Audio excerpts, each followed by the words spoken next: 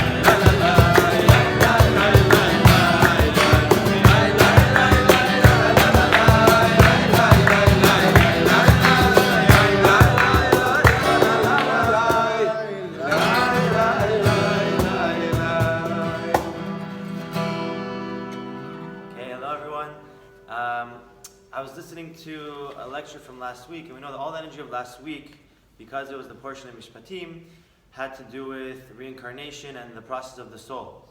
And Michael Berg shared a story in previous years about Rav Zusha. Rav Zusha, we know, is one of the most famous Kabbalists, a very, very elevated soul. And we know there's a concept that every one of us, every one of our souls, is tied to another number of souls. It could be 1,000 or very many souls. And whenever we elevate them with us. Whenever we lower maybe our spiritual level in some way, they come down with us a bit. So Rav Zusha, because he was so elevated, he knew a certain person that was in reach for him, and he knew that that person was connected to his soul in that way. And he decided to find the person and find whatever sort of way that he could help that person elevate spiritually. So he finds a person sitting in a bar, sitting with friends, drinking, not thinking about anything, very, very relaxed, very loose. And he goes to the person and he says, come, maybe you want to, it's the afternoon time. We know that there's a connection you make in the afternoon. Do you want to make the connection with me? And the guy, from his perspective, probably never made a connection in his life, was like, no, it's okay, I'm good. And he just continued sitting with his friends and talking and having a good time. And he really wasn't interested. And Rav Zusha was like, okay, and he went to the side, he waited another 15, 30 minutes, whatever, and he approached the guy again, and he said, it's getting a little later, we can still do the afternoon connections, do you want to do it with me, we can elevate together, we can connect. And the guy was, I don't do these things, I'm okay, I'm good, just let me be with my friends. And he pushed him away again. And Rav Zusha waited even longer, and he comes to the guy again, a third time. And this guy, but at this point, is like, what does this guy want from me? He's actually getting upset. And Rav Zusha says, you want to make the connection with me? The guy's like, he takes Rav Zusha physically by force. And it's important to remember at that time it was winter, and the winters where they were, which is Poland, were very brutal, very bitter. And he takes Rav Zusha, throws him out of the bar, into the cold, into the freezing snow weather, and locks the door. He was just completely upset, he didn't care. Rav Zusha didn't have his sweater on or anything because they were inside. He wasn't planning to be thrown outside. And that's it. Rav Zusha stuck outside, no jacket, in the freezing, bitter cold of winter. And he's waiting there, he's sitting there 10 minutes, 15 minutes. Eventually 3 hours pass by, and the guy who threw him out there is like, he could die. Rav Zusha could die. He didn't know it was Rav Zusha, but he goes, he says, this guy, I'm going to check if he's still there. He opens the door, Rav Zusha's still there, and willing to make the connection with him. And he says, if this guy was willing to sit here for 3 hours outside, just to maybe get me to connect in some way, the guy decides, okay, I'll do the connection with you. And the story goes, he eventually becomes a lot closer to Rav Zusha, much more spiritually elevated after that point. And the whole lesson of the story that Michael Berg shared was, that to realize whenever we elevate or we maybe decrease our spiritual level, we're taking other souls that we have no idea where they are, who they are, we're taking them with us. We want to always do our best to elevate them. And the other point was, how many of us would sit outside in the bitter, bitter cold of winter with no jacket for 10 minutes, let alone 3 hours, for the chance that maybe the guy will remember and maybe make a connection. Right? It's the willingness and care for others that really impacts others on a spiritual level and impacts our lives.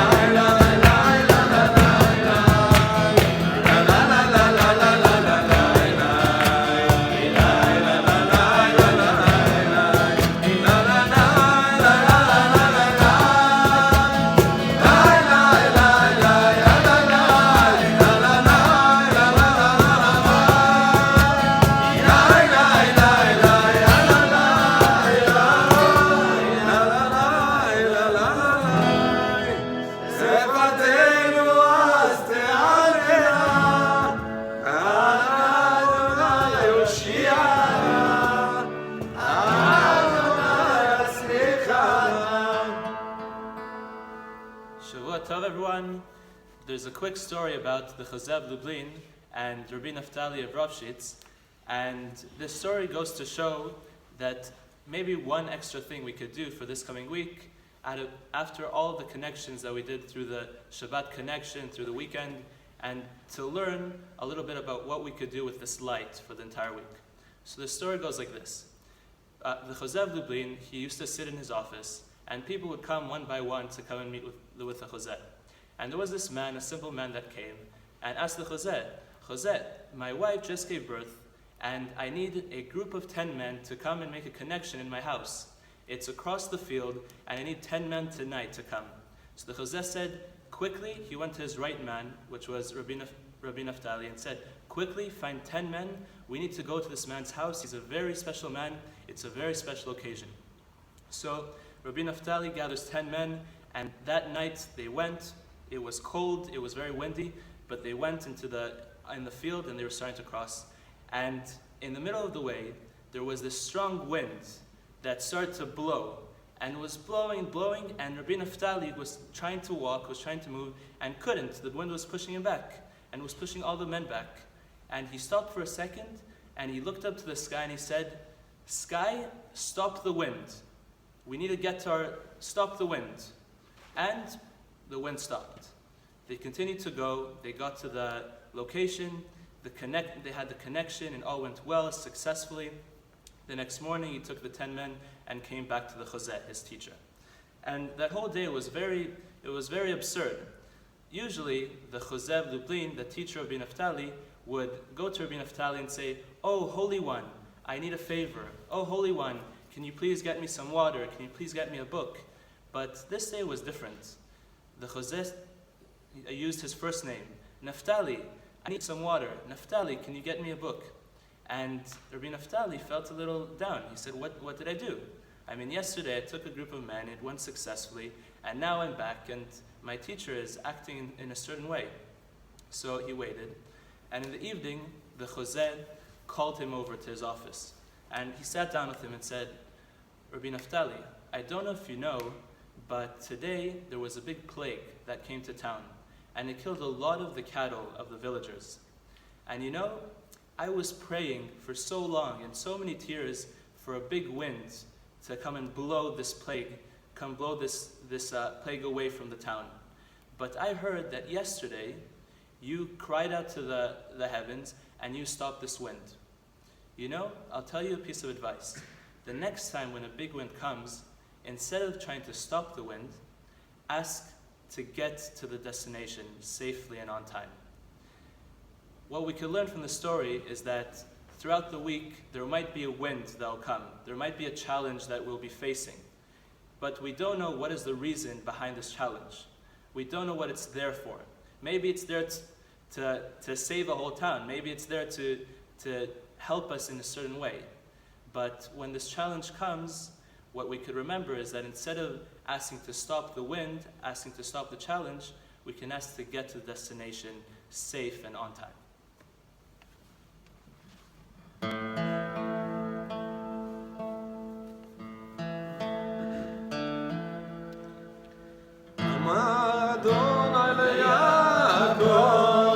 Yeah.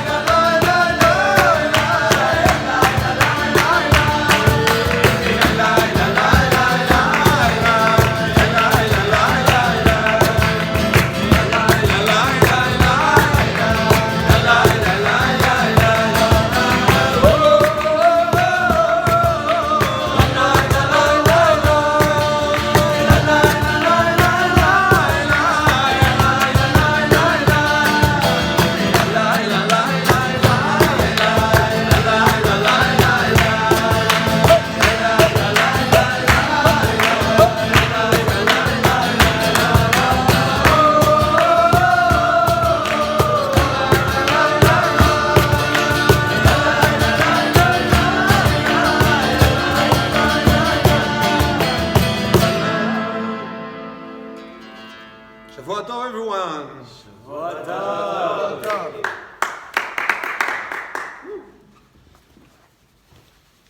Bye.